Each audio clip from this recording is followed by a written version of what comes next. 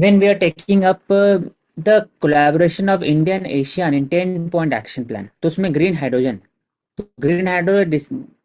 Talks about कि long term vision के लिए दोनों कंट्री के बीच में, दोनों इंस्टीट्यूशन के बीच में there should be a collaboration. वैसे ही ग्रीन एनर्जी पुश हर एक स्टेट के अंदर में होना चाहिए, तभी जाकर के लॉन्ग टर्म विजन है इंडिया का to become a climate neutral, carbon neutral by 2070 पंच टारगेट वो अचीव कर सकते हैं।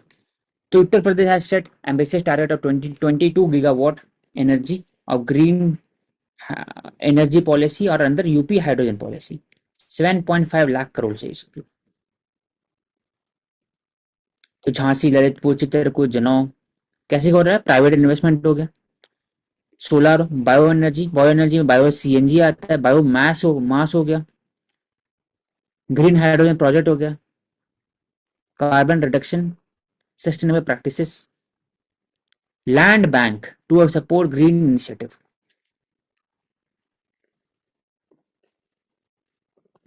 फिर Ayodhya is set to become India's solar city, first solar city. Solar city. 76,000 people have registered for solar connection.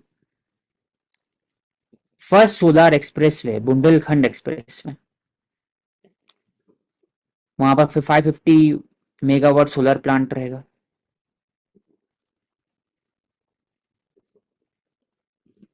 तो vacant strip जो होता है ना, बीच में हो गया, साइड में हो गया, वहां क्या क्या करेंगे? तो वहां सोलर पैनल लगाया जाएगा। तो उससे क्या होगा? रोड भी है, लैंड एक्विजिशन कम भी होगा, और फेंसिंग एग्रीकल्चर लैंड भी हो सकता है, सेपरेट सेपरेट भी किया जाएगा, और एक तरह से प्रोटेक्शन भी होगा इलेक्ट्रिसिटी का। तो की वर्ड है बुंदेलखंड एक्सप्रेसवे। फिर web based e mobility dashboard, mobile app रहेगा, that will increase EV adoption, transparency, clean energy goal सब हो सकता है। जब भी पूछा जाएगा कि एम्बिशियस टारगेट क्या है, example, mention the example in exam, तब उसमें एग्जाम्पल ले सकते हैं Jhansi solar park type. Next,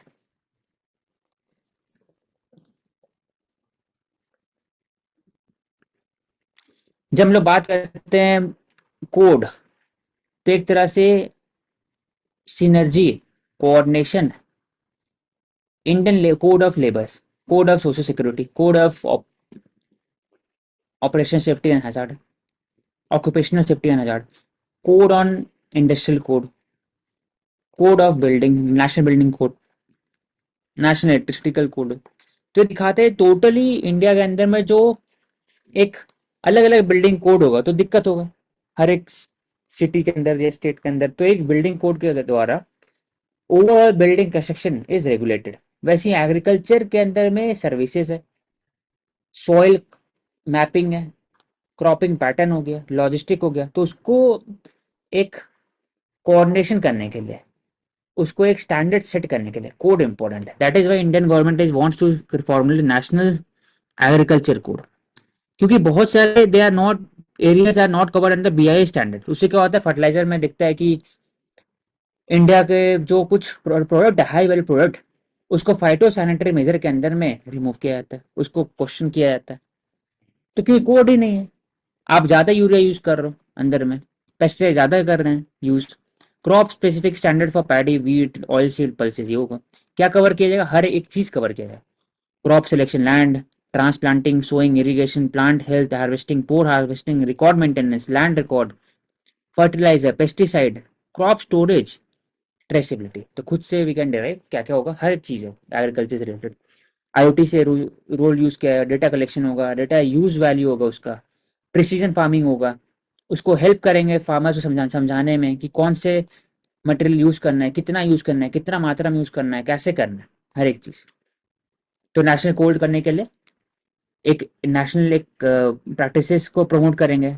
कुछ हो सकता है क्लाइमेट जोन के अंदर में सिर्फ राइस इंपॉर्टेंट है तो उसको प्रमोट करेंगे, कुछ जगह में ऑर्गेनिक फार्मिंग होता है वहाँ पर कौन हाई वैल्यू प्रोडक्ट्स को प्रमोट करेंगे, depending on the soil, depending on the region, weather, promote कर सकते हैं। Indian standard, Indian practices, culture, agriculture practices उसको प्रमोट करें। Smart farming, capacity building programme, इसको प्रमोट करेंगे। प्लान बोला जाता है कि अक्टूबर 2025 तक हम लोग इनिशिएट कर सकते हैं। 10 प्रोमिनेंट इंस्टीट्यूट कैसे होता है? अब अचानक सरकार तो करेगा नहीं, उसी के लिए बीच में बात वर्ताव होगा, डेलिब्रेशन होगा। Deliberation will be on the basis of agriculture institute as well as executive as well as parliamentary committee. उसके सब जब तब जा करके official will be responsible for implementing the code.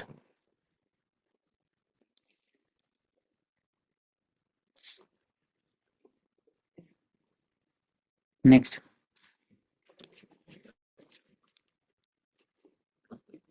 Worker strike Samsung. Samsung में हुआ क्योंकि वहां पर बात हो रहा था कि हमें वेजेस चाहिए, और दूसरे की जो ओवरऑल वर्किंग लाइफ कंडीशन है उस पर फोकस करिए।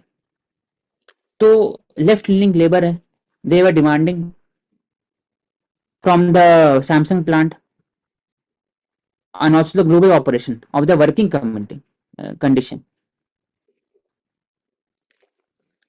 They were made to wait. They were made to wait in the room. AC unit भी कभी कभी नहीं होता है, आवाज लगातार है। तो rather than focusing on agreement, signed किए, they have signed agreement but they are in talks with other state government for translocation.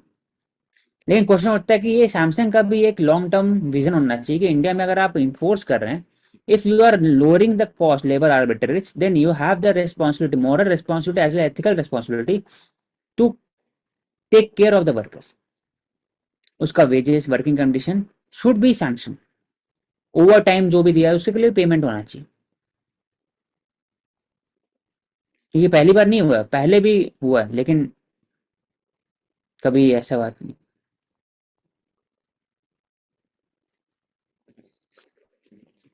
Next, तो आप इस केस में एथिकल कीवर्ड्स क्या हाईलाइट करोगे? एथिकल की वर्ड बोल सकते हैं इसमें कि द नेगोशिएशन, सैमसंग की तरफ से परसुएशन। सैमसंग का मॉडल होना चाहिए trusteeship based, stake holder approach.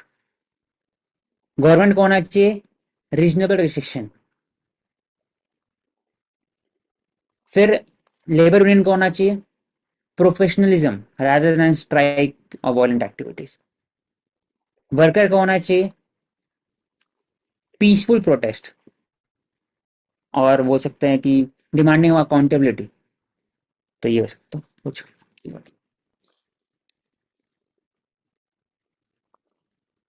Next,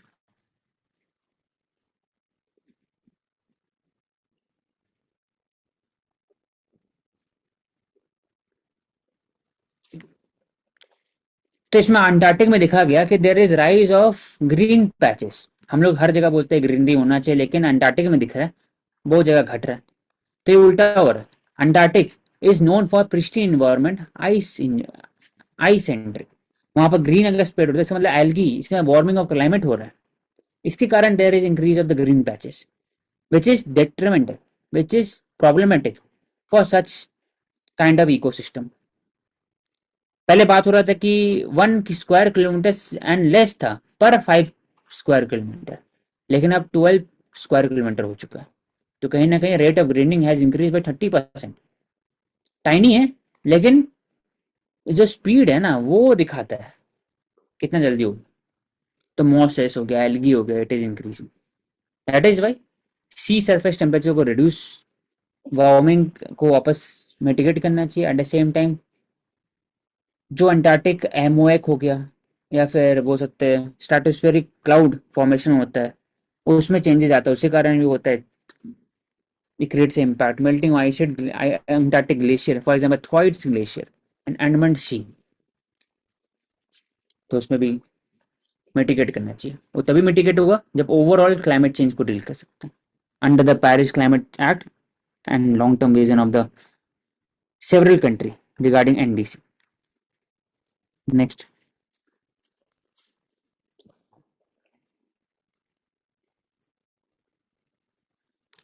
we have discussed various several ethical values showcased by Ratan Tata, तो नैनो दिखाता है कि उनका एस्पिरेशन क्या था कि हर एक कार, हर एक आम आदमी खरीद सकता है नैनो। उनका लॉन्ग टर्म विजन था। लेकिन सक्सेसफुल क्यों नहीं हो पाया? क्योंकि नैनो आने से ही जो परिवार, शुरू में खुशी होता था कि नैनो आया है, फिर आता था कि नैनो एक तरह से जो कार है, it is not only just for accommodating the family population into the vehicle, rather than it is an aspiration. और एस्पिरेशन जो होता है, it is also seen as luxury. तो कार जब खरीदना ही है तो नैनो का जो एडवर्टाइज किया गया कि it is for the poor man car, तो वो चाहते नहीं थे कि पुअर कहलाए, इसी कारण नैनो वॉज अ फेलियर, बस इसी कारण।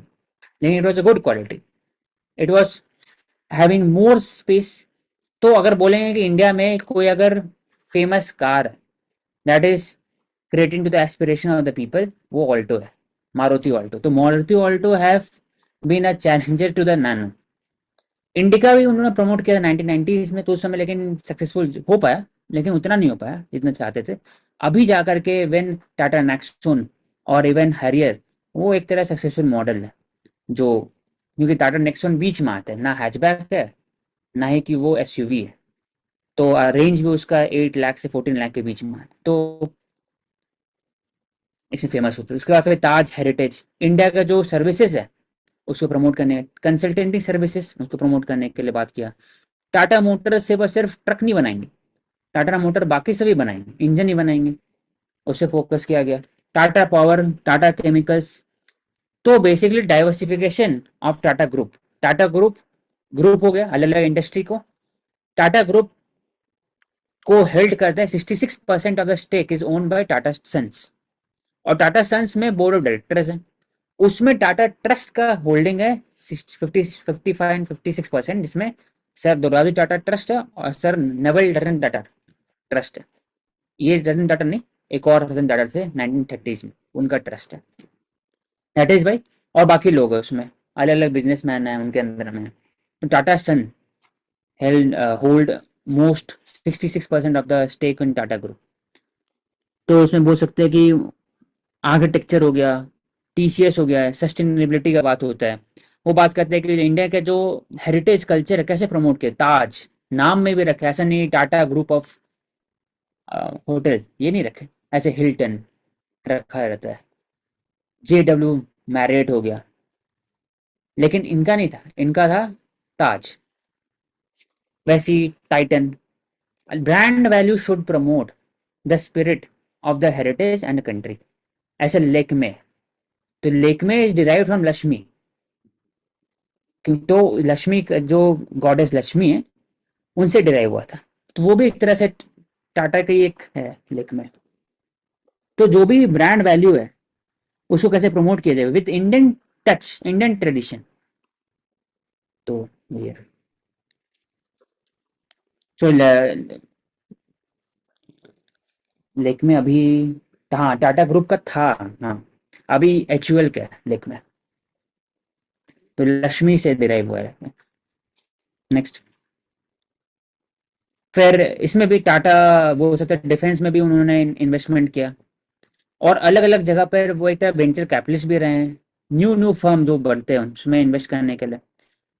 That is why there difference between businessman and industrialist, उद्योगपति और बिजनेसमैन के बीच में। ये बिजनेसमैन छोटे भी हो सकते हैं, बड़े भी हो सकते हैं, माइक्रो MSME भी हो सकते हैं, लार्ज इंडस्ट्रियलिस्ट भी हो सकता है।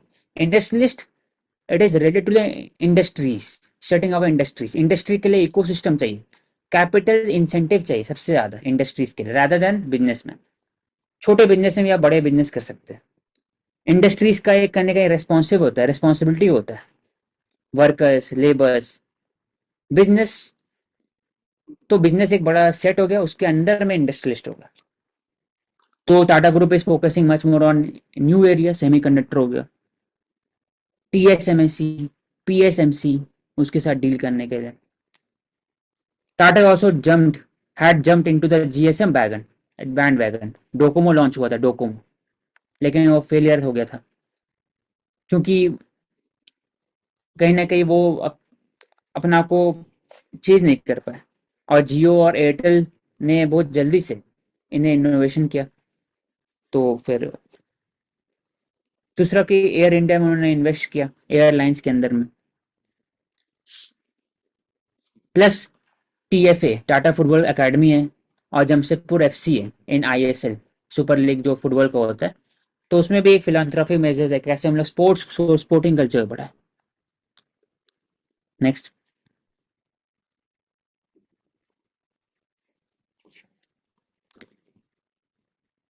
एंजल इन्वेस्टर वही ट्रस्टीशिप, तो अलग अलग टाटा रोज, TCS, Oriental, Tata Motors, Titan सब में। ICAI reveals 40% of CA probes reveal CA misconduct। वही नेक्स्ट कर दो। Indian institute of chartered accountant institution, chartered accountant of India, institute of chartered accountant of India, they have found that CA और जो firm है वहां पर misconduct है। 4 lakh CA have registered in the country under the CA act 1949। ये important. अब उसको बढ़ाने के लिए, अकाउंटेबिलिटी बढ़ाने के लिए रीजनल प्लान के अंदर में 2022 में अमेंडमेंट लाया गया। ICAI 3 आर्म्स को हैंडल करता है। पहले है कि discipline, board of discipline, if the member is part of the facing guilty और नॉट, वो एक आता है।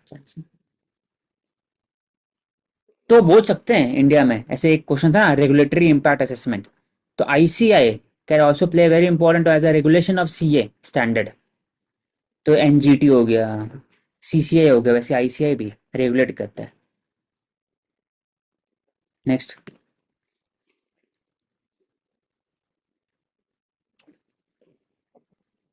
we have discussed this one. Next,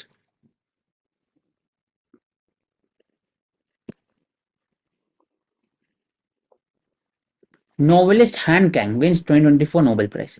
तो इसको अगर 2 लाइन्स में इसको कंक्लूड करना है कि वो किस चीज पर लिखती थी, तो बोल सकते हैं कि शी प्रेजेंट्स द इमोशन और facility of the human emotion of the past, और जो हिस्टोरिकल ट्रॉमा है ऑफ द ह्यूमन के अंदर में वर्नेबल सेक्शन ऑफ सोसाइटी हो गया, वेमेन हो गई, इवन कंट्रीज, वर्नेबल कंट्रीज, उस पर लिखती है।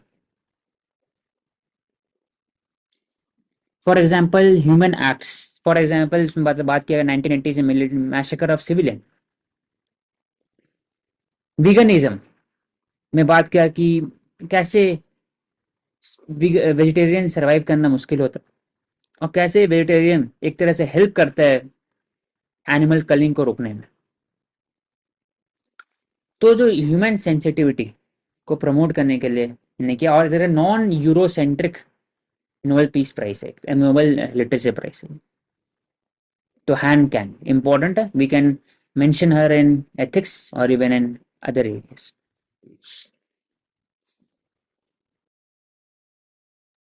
We have finished। Thank you everyone for joining. We will continue in the next session with next set of important articles.